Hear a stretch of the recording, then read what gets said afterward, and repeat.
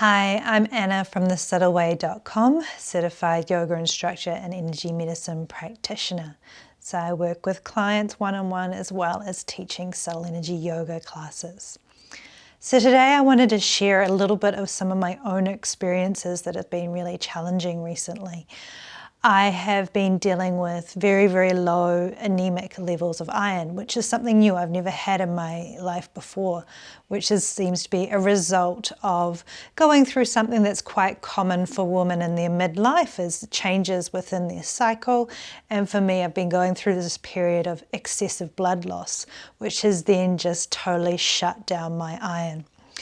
And I've never ever had iron this low before. I've had it on the lower side of the normal range, although I think we might need to do some adjustments about that bottom end of the low range, because from some of the research I've been doing, if you're even in that low normal range, you often don't feel very good. So I have been doing a bit of a deep dive into iron lately, and I've been reading a beautiful book by Dr. Libby Weaver called Fix Iron First. So that's been really eye-opening to be able to see that there could be a relationship between this hormonal issue as with iron as well. So I'm working on lifting up my iron levels and getting them into a new, healthier state.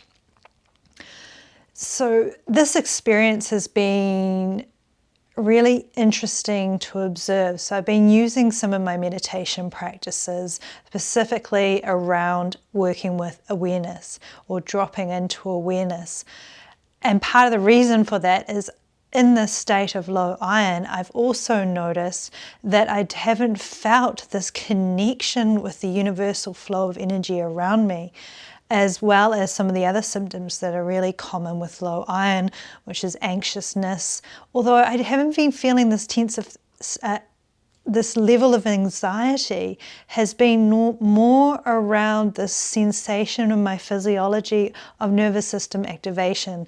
Like there's almost a buzzing going on in my nervous system, which feels like anxiety. I've definitely had a lot of anxiety in the past that I've needed to work through, but I've noticed it's like this thing that's happening in my body is not related to what's happening in the world around me or even how I'm feeling emotionally. So I can understand this connection between low iron and how that can make one feel particularly anxious, as well as also dealing with a lot of emotions coming up because my energy levels have been so low.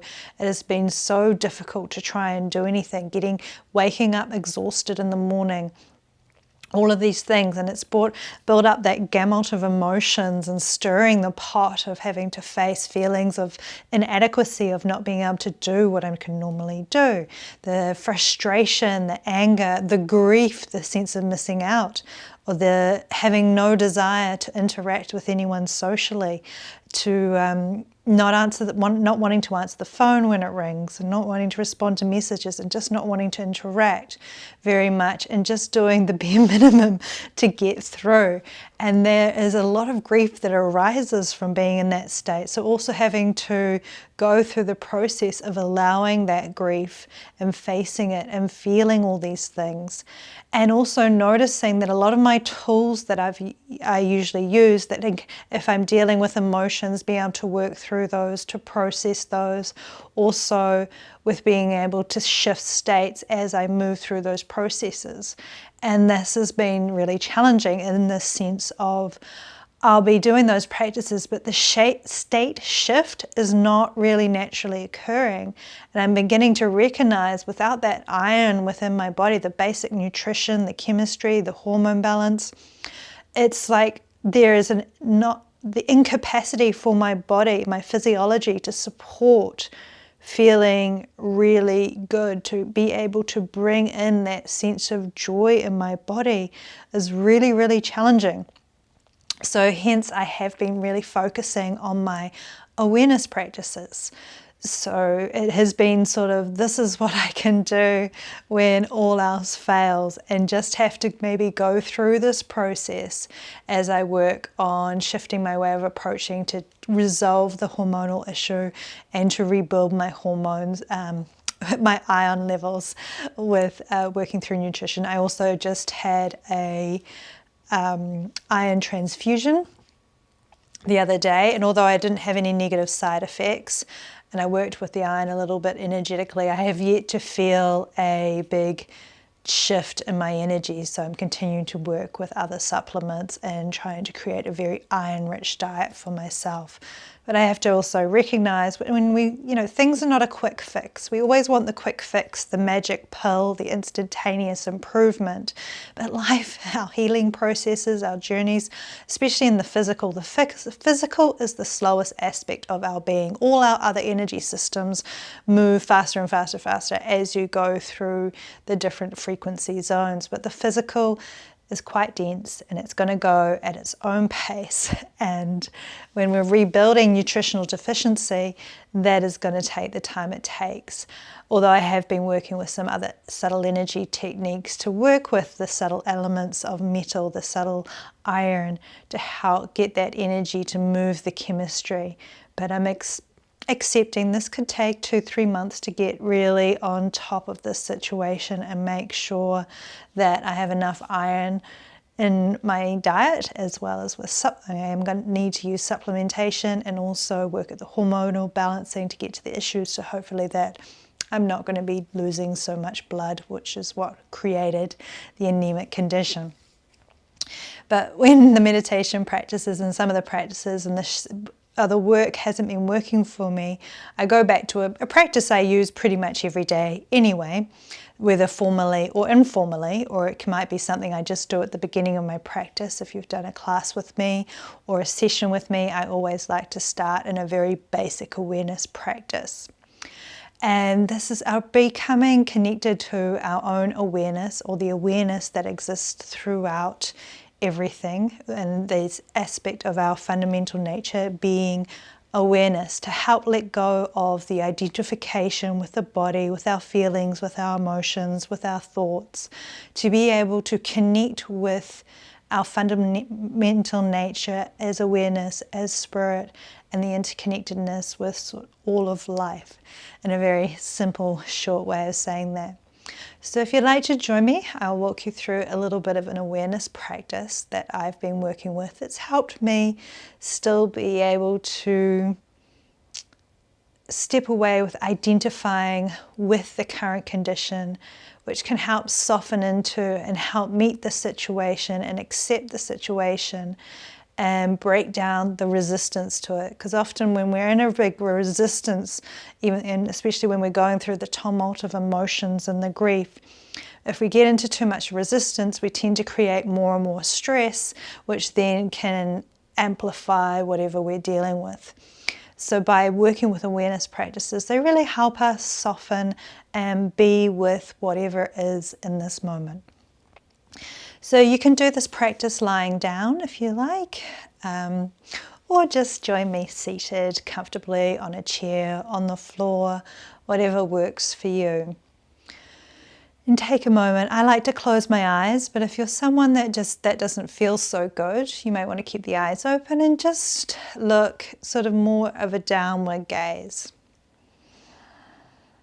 And just begin by bringing into the breath. Usually our first step in all this awareness practices is just coming into our breath, coming into this present moment, just noticing the breath through the nostrils, the sensation as the air moves in and out.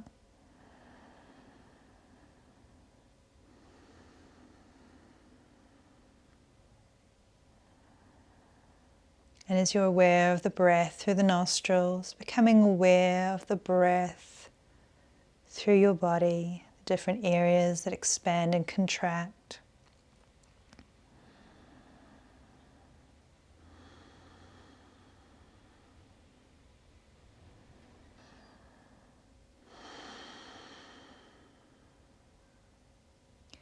So as you're aware of your breath in your body, the expansion and the contraction,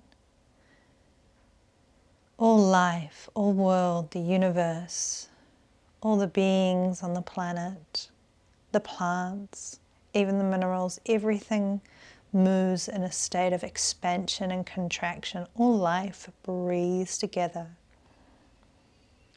So being aware of the expansion and contraction with your own breath, with your own body. Being aware of your thoughts, being aware of your feelings, and notice where your awareness is.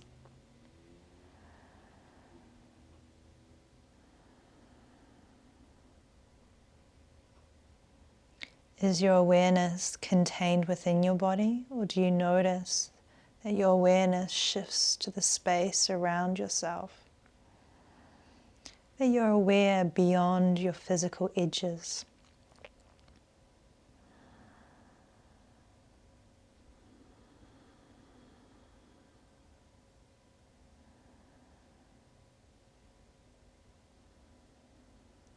Notice as you're aware of your body, your breath, passing thoughts, feelings. Can be aware of the space around your body.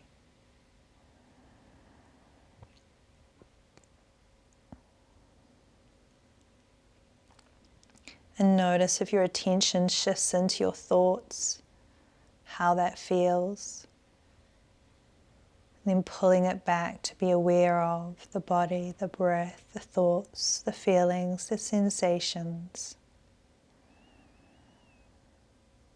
As we expand into our own awareness, just notice that often experience is a softening.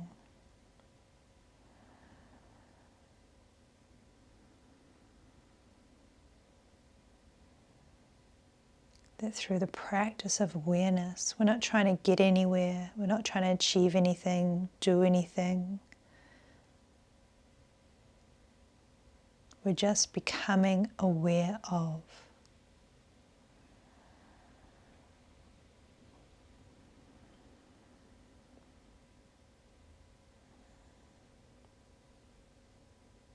See if you can notice where that awareness rests.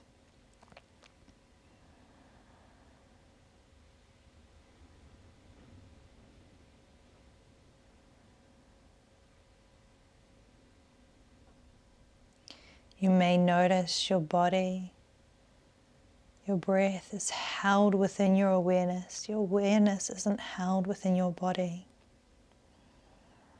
It is beyond it.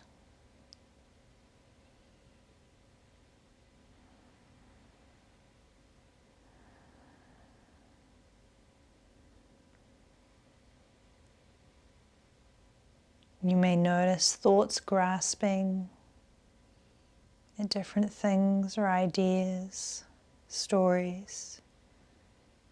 So notice your awareness is not your personality, but your personality can show up every while, once in a while. Just notice the shift of the state, the energy, the attention. If you get pulled into a particular thought train, and just be okay with that. And see if you can shift back into being aware of the thoughts rather than thinking the thoughts.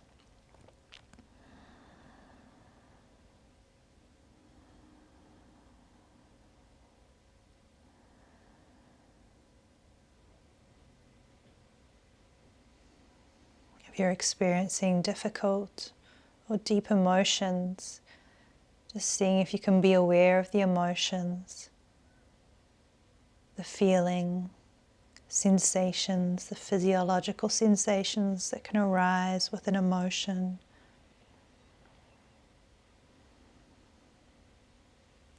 As we shift into awareness, we stop identifying with how things are right now, but shifting into the awareness of it.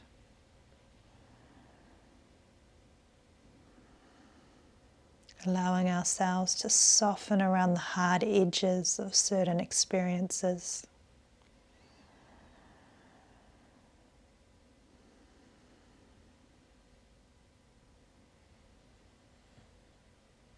And sitting in awareness can help us accept the difficult experiences.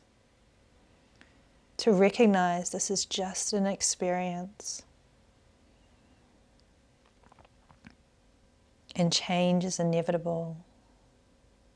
sensations, emotions, thoughts. These are constantly changing. But as we get deeper into our own awareness, we can begin to recognize awareness is unchanging.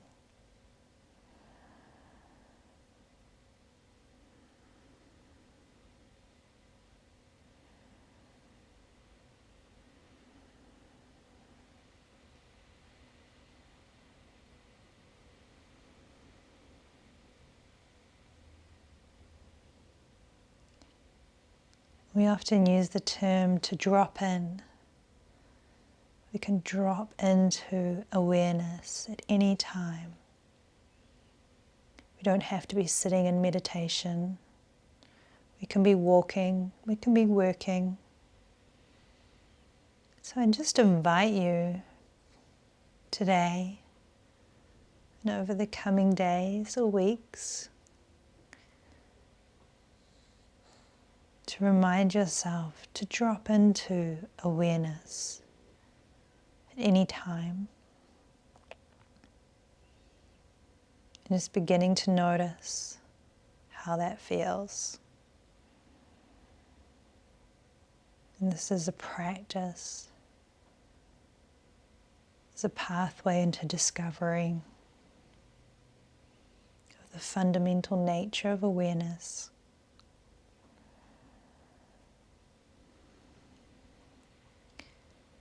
And always remember to treat yourself with kindness and compassion.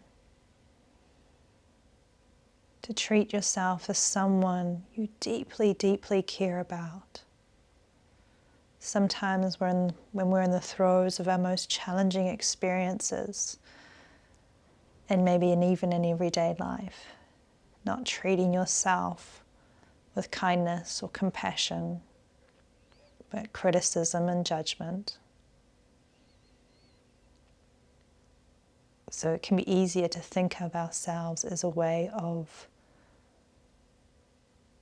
treating ourselves like someone we deeply care about, to create a little bit of separation away from something as specific like I love myself, but just to think about how you would treat the people that you deeply care about and to turn that energy towards yourself. And remembering with these practices, we'll fail over and over again, which is why I practice. We just can keep coming back, just keep coming back, keep dropping in. So thank you for joining me for this short little practice and dropping in with me. And feel free to share your experiences with dropping on or sending me a message with any questions. May you have a beautiful day and find a pathway to know yourself ever more. Namaste.